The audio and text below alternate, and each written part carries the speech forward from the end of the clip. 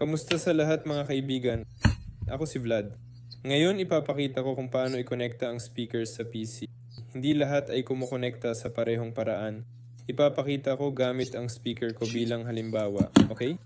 Para ma-connecta ito, makikita mo may mga ganitong inputs sa computer. Tingnan mo, nasa green input port ang speaker ko. Ayan. Kaya ang kailangan gawin, gamitin itong input na ito para sa connection. May mini jack input ako at isinasaksak ito sa green port. Ayan.